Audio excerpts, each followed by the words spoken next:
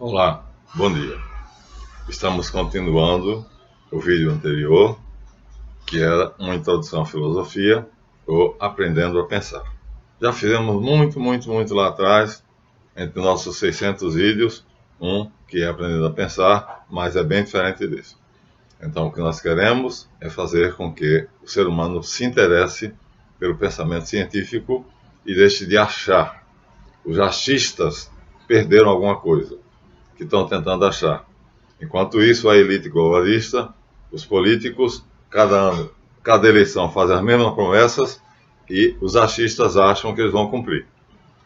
E Lula, num famoso short de 1 minuto, diz: eu minto sim, eu minto e não tem político que não minta, porque só mentindo a gente é eleito.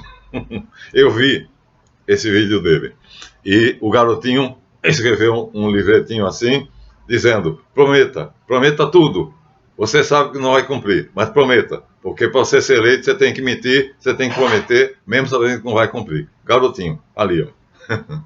Então, minha gente, porque eles conseguem levar o mundo para o caos e ficar ricos e serem ladrões e depois ficam na cadeia um tempo, depois sabem gastar o dinheiro, porque nós não temos o pensamento crítico, nós não sabemos usar a lógica, nós não temos discernimento. Por isso, essa introdução à filosofia, agora, esse vídeo será o 8º. Não esquecemos de Chantilly Devy. Isso aqui é para depois a gente fazer uma crítica completamente científica. Tá? Agradecendo aos nossos inscritos no Colégio de Mário Caldeus, agradecendo as visualizações que já chegaram a 12 mil, agradecendo a todos os nossos, aqueles que nos impulsionam, que nos dão uma força enorme, né? Nos desculpando pela nossa live, que nós terminamos nos deixando levar pela verve, pela emoção, né? Mas está feito. A live está feita e agora só posso pedir a vocês que nos desculpem, porque eu não me sinto no direito de me sentir ofendido. Mas quando aquilo que eu represento é ferido, eu viro um leão, eu viro uma fera. E aí essa fera não é fácil de segurar. Então, vamos continuar de onde nós paramos no vídeo anterior. Então, esse seria o 8º vídeo. E nós mostramos que o homem antigamente era religioso e havia várias crenças em várias coisas, né? Desde a crença nos astros, no poder dos astros sobre o domínio dos homens, ainda existe na astrologia, mas já com moderação, né? A crença de que os deuses, né,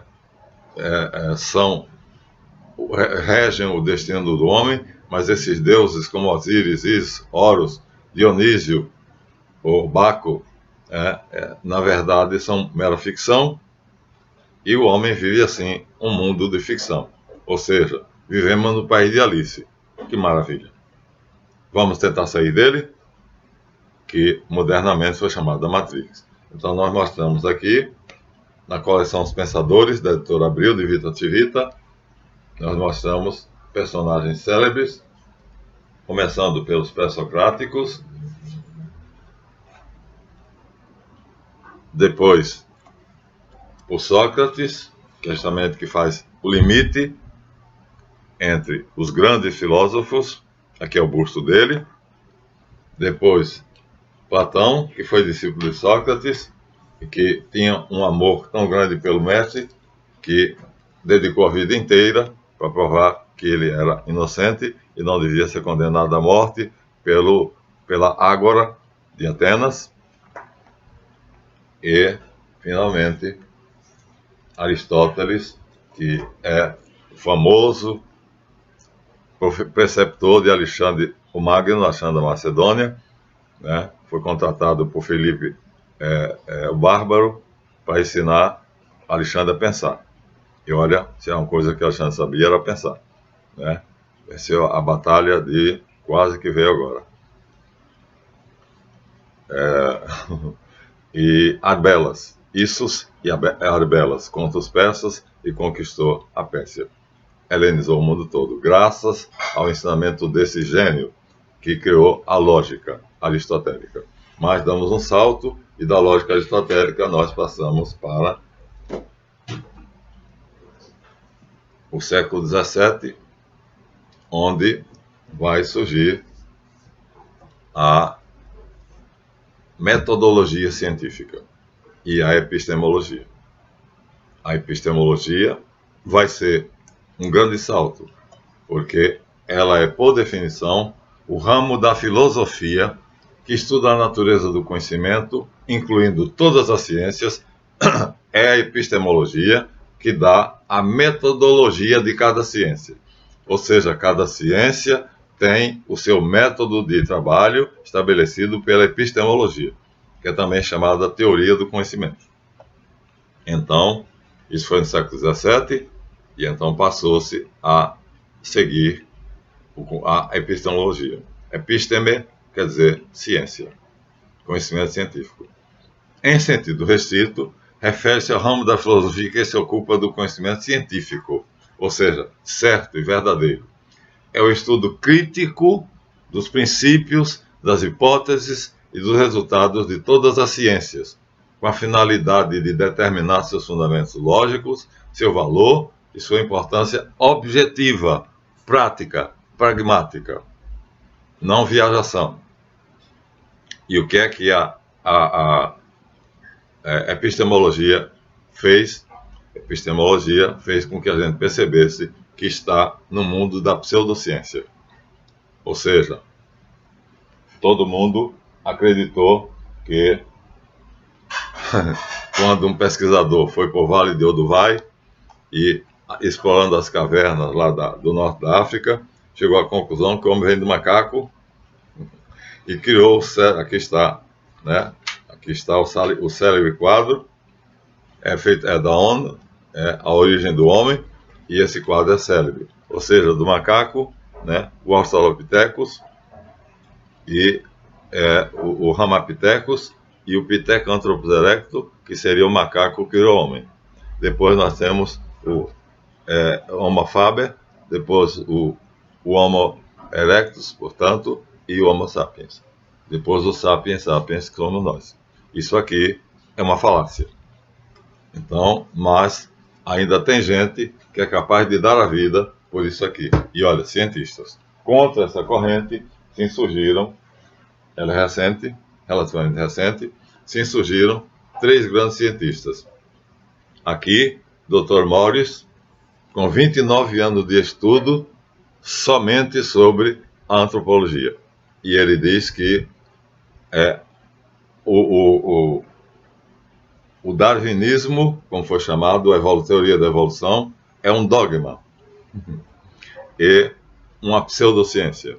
Seguindo ele, nós encontramos aqui Jacques Monod, no seu livro O Acaso e a Necessidade, que também, no seu discurso central, diz que, na vida, a prova que ele chegou, através de 25 anos de pesquisas, é que o universo é programado, portanto, ele criou a teoria do Intelligent Design. Nada existe por acaso, enquanto que essa teoria das origens do homem, de Darwin, diz que o universo veio existir por acaso. Mas olha, isso aqui já é o complemento a outra. Darwin já complementa outra teoria, que é de Stephen Hawking. Então, aqui nós temos Dr. Morris, que nega isso cientificamente, ou seja, pela epistemologia. Aqui nós temos o Dr. Jacques Monod, que prova que tudo no universo tem uma finalidade a cumprir, né? Tudo tem um projeto, a teoria dele é o projeto inteligente, e todos os seres vivos seguem um projeto que eles desempenham da melhor forma possível. Aqui está o discurso dele, né? Que ele chama de teleonomia. Ele criou o neologismo, e aqui ele manda quem quiser fazer a experiência dele e vai chegar à conclusão de que uma montanha não está ali sem que seja necessário. Tudo tem, portanto, o seu valor e tudo está projetado para ser. Não há o acaso. O acaso é, na verdade, uma inteligência que, como Einstein disse, né, se Deus não fizesse o universo. Agora ele volta a Pitágoras. Matematicamente, que é a ciência mais exata, ele me decepcionaria. A frase é de Einstein, voltando a Pitágoras, que dizia que Deus criou o universo com números. Então, Einstein diz, se Deus não tivesse feito as coisas através de cálculos científicos, ele me decepcionaria. Essa frase é do maior gênio que já viveu. Maior do que Goethe, maior do que Da Vinci, maior do que Lutero, maior do que todos os outros. É o maior gênio. Einstein, até hoje, as premissas dele, os postulados dele, continuam em valor, continuam vigorando. Então, talvez seja o único cientista que não caiu. E as proposições do Jacques Monod foram complementadas pela escola que ele lançou os fundamentos, que se chama o antidarwinismo, ou a Escola do Projeto Inteligente, que está a cargo da Universidade Presbiteriana Mackenzie. Tem um site no YouTube. Quem quiser pode ir, você vai ver o que é ciência. Porque está mostrando pela ciência que essa história aqui, esse quadro aqui, né, é a maior viajação, né? O homem não vira macaco, porque cada ser é feito segundo a sua espécie. Mas Darwin fez aquilo ali para complementar outra coisa. Stephen Hawking, que se colocou como sendo um segundo Einstein, usando o telescópio Hubble, então fez uma teoria que é chamada Big Bang, que explica a origem do universo. E aí, ele foi muito convincente. E o Big Bang teve um sucesso enorme. Aí ficou explicado, através do Big Bang, como é que surgiram as nebulosas, os aglomerados, as galáxias, as estrelas, como é que surgiram o ser humano. Aí Darwin vai daí para frente. Mas acontece que com o Webster, que é um telescópio muitas vezes mais poderoso do que o Hubble, chegou-se à conclusão que Stephen Hawking errou fragorosamente. Tudo aquilo que ele disse, ou quase tudo, está completamente errado. Então você vê que nós vivemos num mundo de Alice, mas poucas pessoas sabem disso. Aqui está a Via Láctea, né? E aqui está agora o homem. O homem que, segundo Darwin, veio do macaco. Então, nós temos aqui um cérebro humano em duas versões. Vamos mostrar a primeira. Aqui nós temos um cérebro humano, visto em duas versões. Essa parte colorida, minha gente, é dos sentimentos, dos sentimentos não, da motora, ou seja, está ligada aos sentidos. Esse colorido aqui, essas faixas coloridas, ligam-se aos sentidos, só. E o resto é para pensar. Então o cérebro foi feito para pensar. Porque, veja, 3 faixas coloridas aqui que recebem os objetos e as imagens dos sentidos, é pequenininha, uma área do cérebro que é quase nada, enquanto que o resto do cérebro todo é feito para pensar. Logo, nós fomos feitos para pensar e não para fazer. Mas o homem cada vez se preocupa mais com fazer. Aqui é a delimitação das áreas do cérebro, né? Onde é que fica a visão, onde é que fica o olfato, só não se encontra onde fica a memória, que é o que nós vamos ver em Chantilly de Vie. Nós vamos voltar isso aqui, porque ó, a associação visual fica aqui, a visão fica aqui, no occipital, o tato fica aqui, os movimentos que eu mando meu corpo fazer fica logo do lado do tato. Depois, os movimentos mais bem coordenados ficam vizinhos. A fala fica aqui, a audição fica realmente no ouvido, e assim o equilíbrio e a coordenação muscular ficam também no na parte posterior do cérebro. Então, achava-se que o cérebro era isso. Chegou-se até a fazer, né, cortes do cérebro para poder mostrar como era a neuroquímica cerebral. Mas tudo isso está sendo agora posto em questionamento. Por quê? Porque se descobriu, finalmente, que o cérebro não é ou seja, o córtex cerebral é apenas uma parte do cérebro, porque o cérebro é dividido em 3. O córtex, sistema límbico, sistema reticular. O cerebelo faz parte do sistema límbico.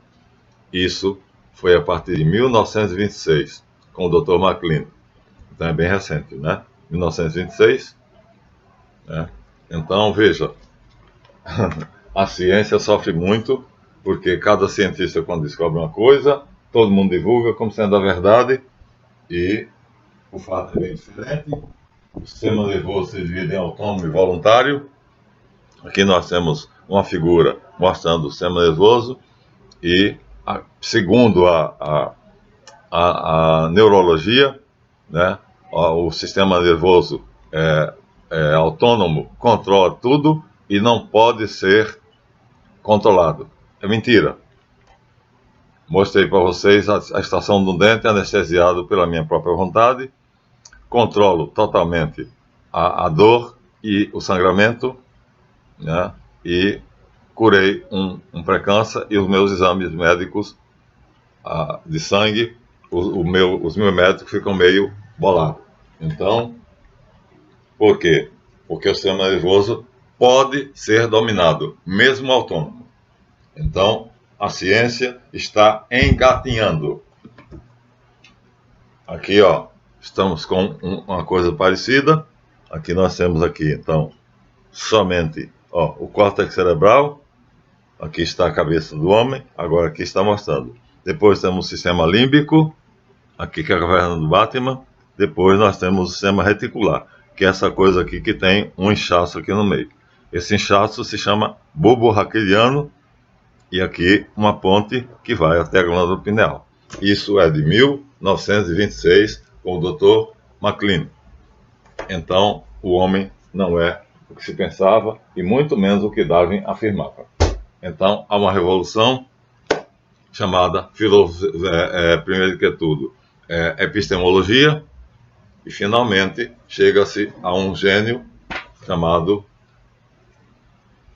Bertrand Russell. Olha, a filosofia analítica chamou todas as outras escolas filosóficas de continental. Então, eu tenho aqui 52 livros dessa filosofia, e Bertrand Russell e os seus amigos, então, introduziram a matemática, a análise sintática e a análise morfológica, acrescentando assim a lógica aristotélica, algo muito mais preciso. Olha, sabe qual foi o resultado? Não existiu um cientista que fosse considerado absolutamente verdadeiro. Ou seja, vivemos numa pseudociência, vivemos numa matrix, vivemos num conjunto de mentiras, né, que temos que aceitar, porque quando a faculdade, o vestibular, os concursos perguntam, você tem que dizer a versão do macaco. Então, mas esse homem inventou algo que agregava a filosofia, a lógica aristotélica, a fórmulas matemáticas, a análise sintática e a análise morfológica. E quando se faz a análise de um texto de um grande filósofo, como por exemplo aqui Karl Marx, né, o proletariado nunca chegou ao poder. Na verdade, a burguesia está sempre no poder. E a burguesia está no poder porque beija a mão, lambe as botas da elite, que deixa cair pedacinhos de migalhas para a burguesia. Então, quem continua mandando é a elite, como os reis antigos e a sua corte. Então, Karl Marx estava apenas fazendo o quê? Anestesiando o povo. E ainda a gente que defende essa peste. Então, a mesma coisa aconteceu com Hegel. Existe uma coisa chamada princípio de não contradição. Você é o não ser não é. O que é não pode não ser, e o que não é não pode ser. Esse idiota aqui, chamado Hegel, disse que não. O ser é, o ser não é, ao mesmo tempo. Então, o ser pode ser e pode não ser. Então, é de deixar qualquer um maluco. Então, o Raul Seixas estava certo quando ele disse que assim o mundo vai ficar maluco, beleza. E olha, a última tentativa de um professor de filosofia analítica de estabelecer um departamento de filosofia analítica em Portugal foi completamente fracassada. Por quê? Porque nenhuma universidade quer se arriscar a adotar a filosofia analítica, porque isso, segundo o diretor do Museu Antropológico de Munique, né, esqueci agora o nome dele, se isso for feito, toda a ciência virá abaixo. Nós temos que recomeçar desde o início. É isso aí. Então, ninguém quer se arriscar. Então, as universidades, nenhuma delas tem a cadeira de filosofia analítica, embora saibamos que a verdade, pelo menos nós nos aproximaríamos dela se estudássemos filosofia analítica. Vamos agora saber um pouquinho mais o que é. A filosofia analítica é um movimento filosófico originado no século XX, portanto, no século passado, que se baseia no conceito de que a filosofia deve utilizar técnicas lógicas, portanto, de Aristóteles, para obter clareza conceitual, e que deve ser consistente com o sucesso da ciência moderna. Para isso, é necessário usar a linguagem como ferramenta principal, portanto, a análise lógica e a análise léxica. E a filosofia consiste, portanto, no uso da lógica aristotélica, mais a análise matemática, são cálculos matemáticos, mais a análise léxica e a análise lógica. Feito isso, você tem a análise estrutural da narrativa. E aí não tem ciência que suporte isso. Então, as universidades não querem correr o risco. E aí, continuamos num mundo cheio de mentiras. Né? A Matrix continua aí, e nós vamos, feito rebanho, feito gado, sendo levado para o despenhadeiro, para a morte, e a elite sabe disso, mas não quer que a gente saiba. Aqui está o retrato de um homem que merece nossa admiração, porque lutou muito, muito, para que a ciência, que já era epistemologia, se criasse um sub-ramo chamado filosofia analítica, mas não teve sucesso. Nenhuma universidade do mundo tem um departamento de filosofia analítica, porque se fizer isso, toda a ciência, todo o conhecimento, tudo aquilo que nós conhecemos até agora, como o Hubble, que foi usado por Stephen Hawking para fazer o Big Bang, caiu quando se utilizou o telescópio Webb. Quando a tese, a hipótese de Charles Darwin foi refeita, né, pelo... como é o nome dele agora? Esqueci. O criador do neodarwinismo. Então, tentou dar uma parada nas arestas, não adiantou nada. O desafio foi lançado por Dr. Michael Behe, dizendo que ele tem que provar, através de conceitos claros, que um olho é feito pedaço por pedaço. Por quê? Porque se isso for feito, você imagina uma ratoeira. Pega uma ratoeira, bota apenas uma mola. Ela não vai pegar rato nenhum. Depois você bota alguma coisa que prenda essa mola, suspenda e prenda ela para quando o rato comer. Aí depois vem uma agulha, onde você prende um tocinho ou um queijo. Se você pegar cada uma dessas coisas que vai surgindo uma por uma, você não tem ratoeira.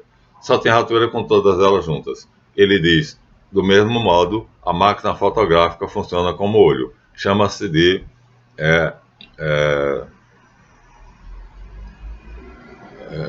conhecimento irredutível. Ou seja, ou é tudo ou é nada. Nada é feito, é conseguido aos pedacinhos. Tudo já vem pronto. Portanto, seria a criação. Então, o desafio está feito e nós participamos disso aqui. Então, Os filósofos analíticos, coitadinhos, estão aí, ó, sozinhos, como eu, e é preciso uma dificuldade enorme, porque a humanidade não quer filosofar. Durante os anos de 1910 a 1930, os filósofos analíticos como Russell e Wittgenstein se empenharam em criar uma linguagem ideal para a análise filosófica que seria destituída de ambiguidades da linguagem comum. Ou seja, não haveria possibilidade de erro, ou a possibilidade de erro seria mínima. Mas as universidades se negaram. Nenhuma delas. Eles acreditavam que essas ambiguidades frequentemente prejudicavam o conhecimento científico e filosófico. Bertrand Russell nasceu em 1872, morreu em 1970, foi um filósofo, matemático e historiador britânico, foi um dos principais filósofos do século XX. Foi um escritor famoso que incentivava a paz, que escreveu sobre assuntos sociais, políticos e morais, recebeu o Prêmio Nobel de Literatura em 1950, ontem. Jacques Monod recebeu o Prêmio Nobel de Medicina em 1965. Então nós temos com feras aqui, só tem fera. Mas eles recebem o Prêmio Nobel, mas depois a ciência deixa de lado. Enquanto isso, segue Darwin, segue Foley, Robert Foley, que fez o neodarwinismo, né, que continua aí, né, embora todo mundo saiba que é uma merda. Russell não concordava com o idealismo de Hegel, aquele idiota ali que diz que o ser é e não é. Olha, o que é não pode deixar de ser, e o que não é não pode ser. Esse é o princípio básico da filosofia, o princípio de não contradição. Então Russell disse, Hegel destruiu a filosofia. Esse idiota aqui, ó, é considerado o maior metafísico moderno. Então o mundo quer ser enganado. Por isso que os políticos cada vez mais prometem, e o Brasil é o país do futuro desde que eu tenho 4 anos de idade. Até hoje continua sendo o país do futuro. E vai continuar sendo assim. Então, Russell e outros filósofos analíticos da Escola de Viena buscaram eliminar as afirmações filosóficas que eles julgaram através da lógica, da matemática, cálculos matemáticos, análise léxica, análise lógica e vários tipos de raciocínios, e percebeu que a maioria dos cientistas são insensatos e incoerentes. Olha, minha gente, eu vou repetir. A maioria das afirmações filosóficas são insensatas e incoerentes. Buscavam clareza e precisão em seus argumentos, ao utilizar a linguagem precisa e ao quebrar proposições filosóficas em seus componentes gramaticais mais simples. Quando se pega uma frase, você percebe, quando meu professor de português disse que toda regra tem exceção, já falei aqui, o professor Senhor disse uma besteira. Por quê? Porque, olha, quando você usa todo, tudo, nada, nenhum, você está criando uma lei, uma regra. Se o senhor disse que toda regra tem exceção, então você criou uma regra. Para essa regra ter exceção, a exceção dela seria uma regra que não tivesse exceção, o que é uma contradição. Ele olhou e disse, Marlan, não atrapalhe minha aula. Pronto. Então, fica-se assim, né? Na mentira e na bobagem, os próprios professores não querem saber. Então, a lógica formal e as ciências são as principais ferramentas do filósofo. Mas a filosofia analítica redefiniu, refinou a lógica, introduzindo nela elementos da matemática, né, da análise sintática e retomando o princípio de não contradição, como base de toda a lógica, quer aristotélica, quer analítica, partindo do princípio de o ser é, o não ser não é.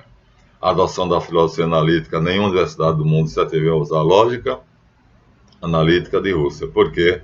Porque analisando os filósofos continentais e os cientistas, né, como Darwin, e Robert Foley e o Stephen Hawking e outros, chegaram à conclusão de que nenhum deles ficou isento de erros crassos. E assim, toda a ciência, metafísica e a filosofia em si deveriam sofrer uma revisão. O que sobrasse disso seria, então, mais próximo da verdade. Isto nos leva à conclusão seguinte: os doutores e pós-doutores das academias científicas não estão dispostos a correr o risco de usar um instrumento preciso para a inteligência chegar à verdade, que nos permite deduzir que os cientistas não confiam na ciência e temem que o edifício construído por séculos desmorone se for feita uma análise de fato impiedosa, na qual se deve inquirir se o que temos como ciência é de fato ciência ou se é fé. Pronto. Acabamos agora a nossa introdução. Então, o cientista, na verdade, estabelece algo em que ele crê e faz os outros crerem, até que apareça outro que diga outra coisa, e assim passa-se de fé em fé, e, e assim nós vamos vivendo, né, com a pseudociência e com o conhecimento falso, e somos obrigados a aceitá-lo. E os aproveitadores fazem a festa. Então aqui nós damos uma pequena introdução à filosofia, para no próximo vídeo, que será o 9º, voltar a Chantilly através da filosofia analítica, que nenhuma universidade quer saber delas. Não há nenhum departamento de nenhuma universidade que tenha uma faculdade de filosofia analítica. Então nós vamos usar a filosofia analítica para fazer uma apreciação do caso Chantilly e, de modo geral, tanto da transmigração, quanto da reencarnação, quanto do ateísmo, submetendo tudo ao raciocínio mais preciso que é possível ao ser humano. Vamos ver em que é que vai dar? Vamos esperar o próximo vídeo. Até então, esse nós conseguimos terminar com 31 minutos, então nós chegamos aos 35, muito obrigado, e agora preparem-se, viu? Porque eu serei impiedoso no próximo vídeo. Vamos usar todas as ferramentas da filosofia analítica para fazer uma checagem, né, de se existe vida após a morte, se nós podemos dizer isso como sendo uma verdade científica, se a metodologia é a crença dos judeus, dos muçulmanos, dos cristãos, dos sufis ou de qualquer outra crença, dos xamãs. Vamos fazer isso no próximo vídeo, porque essa introdução foi necessária para que vocês entendam como vai ser feito o processo.